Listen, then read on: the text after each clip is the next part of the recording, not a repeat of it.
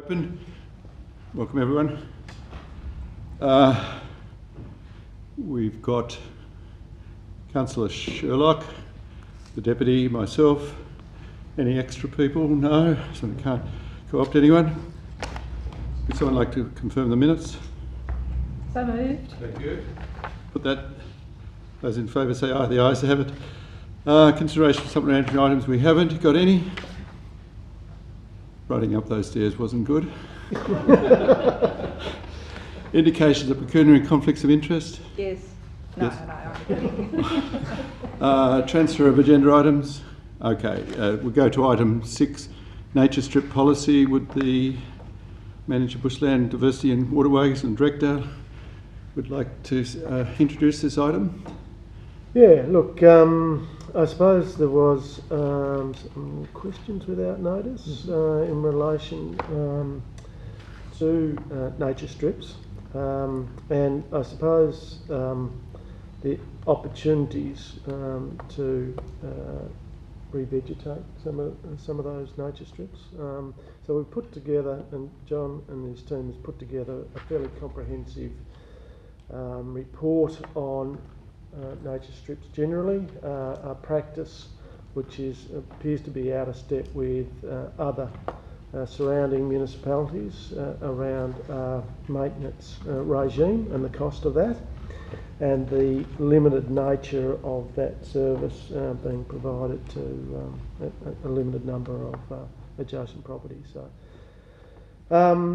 so we've set out a proposition around and a policy guideline around nature strips, and so for the detail I might hand over to John to maybe go through the detailed elements of the recommendations. Okay, look, thanks for that. Good Chair, the question without notice raised an issue that we didn't really have a policy, and we obviously needed to have that one. So hence the more detailed response to the question, and the reason it's a report to Council.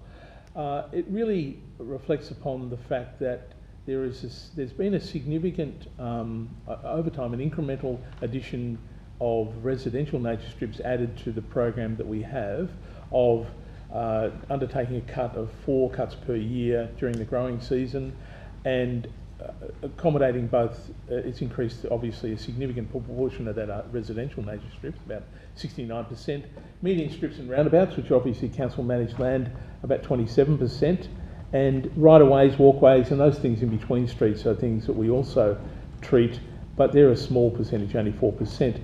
So in reviewing that, we understood that what was happening is we actually had no policy that deemed whose nature strip we would service, while a number of other people who were doing their front lawns, etc., chose to do their own nature strips, cut their own nature strips where that was possible, just because they saw that as their civic duty. And I think that's, in reviewing other councils around Tassie, we found that pretty much is the common perception, is that you do your own nature strip, you're mowing the lawn, and you go and mow the nature strip. That's part of your sort of civic responsibility or duty to match the standards accordingly. The other thing that came to us as well was a number of people asking whether they could plant their nature strips out to native shrubs or native grasses or other vegetation. And we had a bit of a policy on that, how we would do that to maintain sight distances, remove trip hazards, allow people to get out of their car when they parked on the road adjacent to that nature strip, might have been planted up. So we had that as well. And other people raising questions about whether they could use the nature strip as a food garden. And there's issues with that because of the public nature of it, but more importantly, some of the issues about contamination of hydrocarbons, etc., etc. This policy really looked at how we could actually bring residents within the City of Hobart into a different paradigm about the treatment of nature strips adjacent to their property, focus the city's expenditure on those areas where we have a responsibility, clearly, median strips, roundabouts, rights-of-ways, walkways, and areas which are difficult to treat. You can't do it with a push mower. those sort of areas we could focus our efforts on that, but also recognising that in some cases people were unable through infirmity, age, whatever it might be, incapacitated in some degree, where we could do that as a public service to those individuals upon application, where they say, look, I just can't, I've had my hip replaced or whatever it might be, or I can't do that anymore. That would be a consideration under the policy where we can take that on board within the policy framework. At the moment, the policy framework doesn't exist, and that provision has been provided to anyone, to be honest, who rang up and complained about the nature strip in the front of their property. The proposal we have in front of you is really to provide a managed service to the community based on what we consider to be civil responsibility, to provide treatment of those areas of the road reserve, etc., that are clearly our responsibility to treat because they're part of the road, and importantly to provide a scaled program over 3 years to provide support to people to get their nature strip up to a position where it can be treated by them, level it out, whatever it might be, or also to provide support for people who may wish to plant their nature strip out to a range of native plants which the city would grow and provide free of charge to individuals who request that service of us. Good, thanks.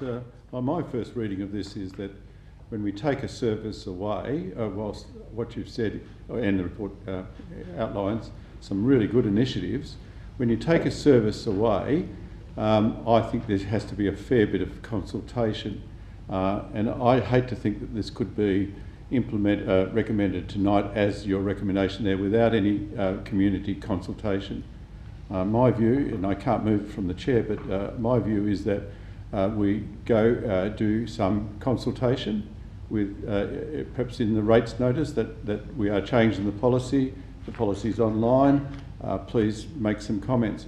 I would say doing it as a public duty, it's probably more a civic duty, it's probably pushing it a bit far. Usually you're doing it as a private duty so your house doesn't look a mess because the council doesn't do it enough, The people I've helped on the glebe and other places is where it's like this in front of their houses, and basically you can't do it with a mower, you have to have a slasher of some kind. I would say there are also plenty of places around Hobart where the residents don't have a motor mower to do it anyway, let alone do it with their lawn. If they haven't got a lawn, they don't do it. They wouldn't have a lawnmower. So I still think, and I can't move it from the chair, but I'd like to think that we. I think it's an important concept that we do look at this, but I think we should do some consultation first before we take away a service. It seems to be taking away a service, and with the some of the motivation, not all the motivation, some of the motivation is trying to save maybe 300,000 or nearly 300,000 if you look at the chart on 200, I think. 275 on page 10 there, and then enough, and so all right. So I open the item for discussion. Anyone like to do? Councillor Sherlock? No. Deputy? Yeah, thanks. Through you, Chair. Thanks, John and Neil, for your team's work on this. I think it's a really positive approach because it kind of reframes it in a way, doesn't it? It provides that opportunity to have that low maintenance space in front of people's gardens or yards, houses. I just wonder, just in relation to planting, so say if somebody were to plant something, I'm very much interested in weeds, and have we got information that goes out to the community, or if somebody is specifically going to do this about that, and is that reflected in the policy? Mr. Chair, look, it is. We do have a list of species that we recommend to people to use in the city, but for a whole range of reasons. Obviously they're not going to invade the rest of the landscape. Their flammability in terms of fire, their structure in terms of trip hazards or ability to obscure you know, also interact with negatively with people who are walking on the footpath, or people getting out of the car, out of a passenger side of the vehicle, and getting onto the nature strip to get out of the car. We've got some guidelines on that, and part of this is to prepare that as a brochure, and part of our consultation or information sharing with people is to put those brochures and other resources, including those guidelines, available to people to discuss about how they might translate from a mowed lawn or an unmowed nature strip to a nature strip that is entirely manageable within the guidelines we've got there. So I mean that's great to have what you should plant, but equally you probably need stuff that you shouldn't plant as well. As got a long list of those. You're right. Yeah, and even very sort of diagrammatic things, because it's very easy. Like if you walk around the gardens of West Hobart and those bush fringe housing subdivisions, there's quite a lot of gardens full of weeds.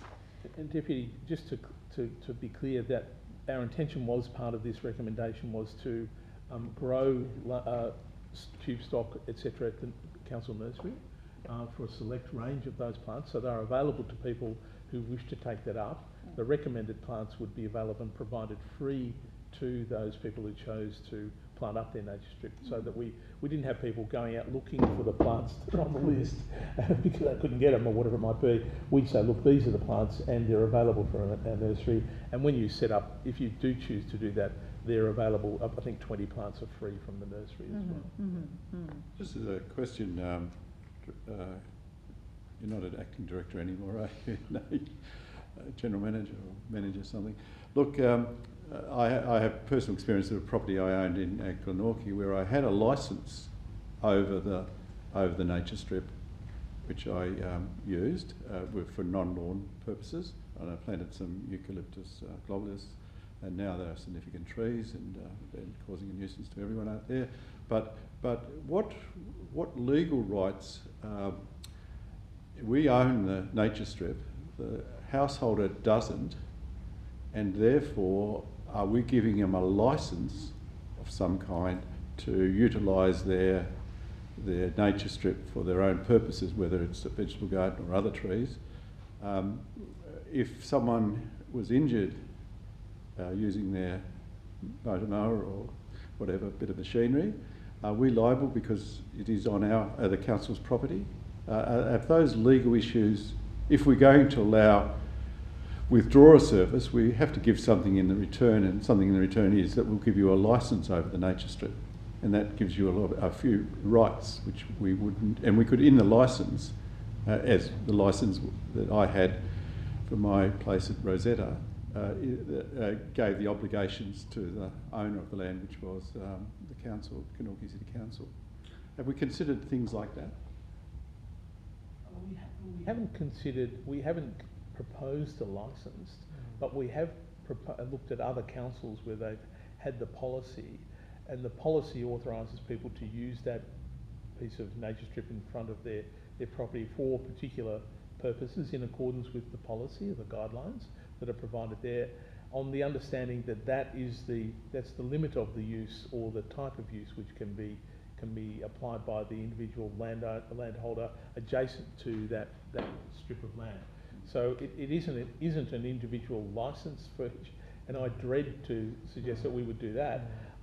That would be dreadful. Glenorchy seem to do it in places. There are some in Hobart where we have licensed. Yes. Battery Point, I know there's a couple of licences there too. In Churchill Avenue there's one that I'm aware of, but it is where it is contiguous with the adjacent lot. A lot of these nature strips are possibly between the curb and the footpath. Yes. And therefore not and somewhat separated. Yeah. Right. So we. Cheryl, I just wonder if part 3 covers off on that information that you suggested, or the suggestion you made, a comprehensive communication plan. Certainly is part of it, I think, Deputy, but I still think a consultation. Yeah. Right, what about a comprehensive consultation and communication plan be developed? I still think that we are taking away a service for a lot of people. Inadequate as it may be, it's still a service we're taking away that we've traditionally provided, and it's not the time to take away a service when you're maybe adding costs to households in the time of rising costs. It's not the time to take away a service, in my view, unless we were sure that the residents out there were going to take it upon themselves. You know, if you could say, what could you just say? I am not going to maintain my full stop. What can you do to the landowner? Nothing. We wouldn't take a complaint about the condition of the nature strip for a start, but we would slash it for our own purposes, for fire protection purposes. We might do it once a year before the fire season. Yeah.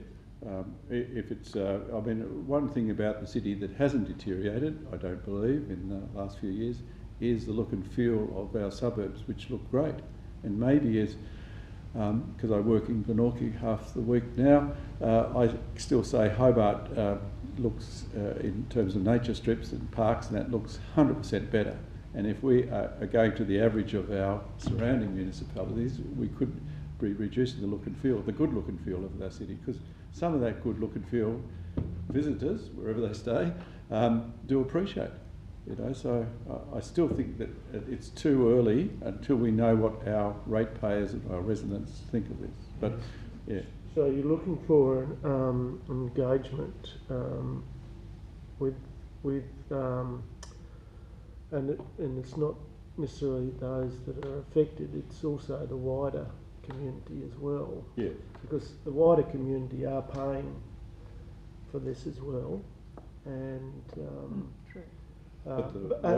But you know, and there's potentially some benefit for the wider community. I'm not saying that it's a cost that they're incurring and they don't appreciate that cost. But so it's engagement with those directly affected in the wider community as to the support or otherwise for such a policy position. Yeah, and the rest to be deferred, let's say, until that's done.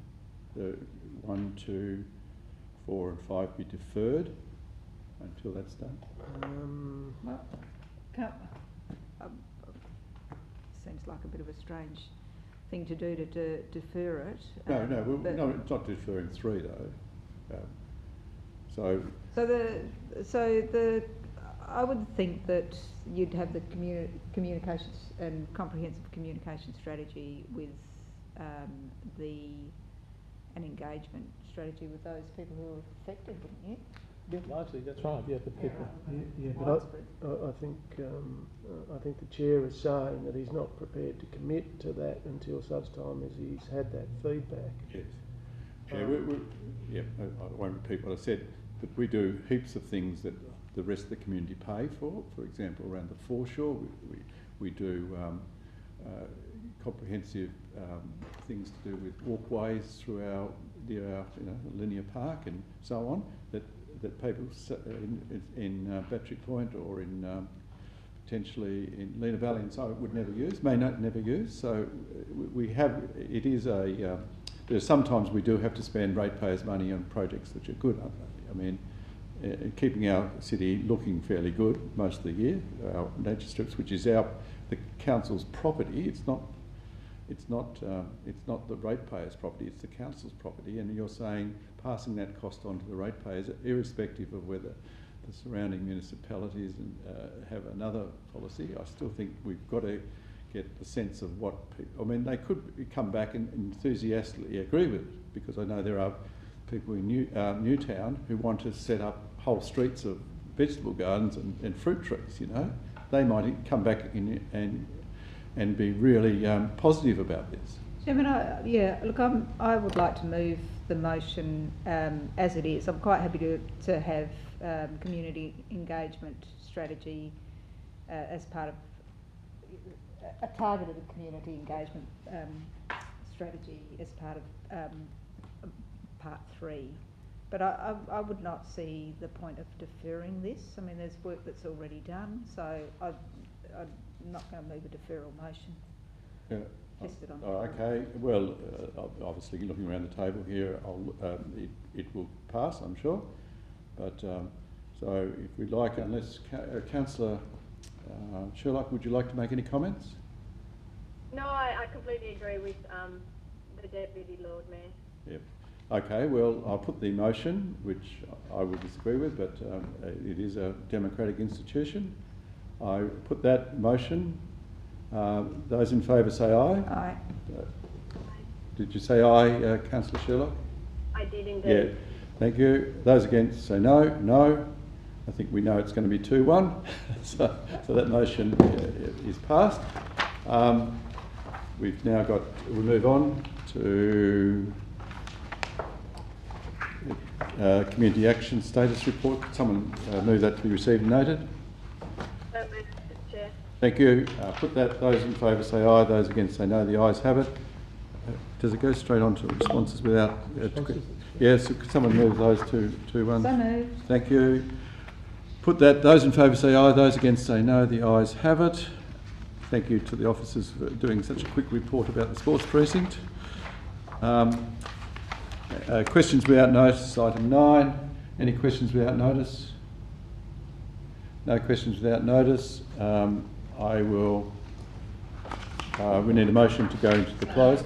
Thank you, Deputy. I put that. Those in favour say aye. Those against say no. The ayes have it.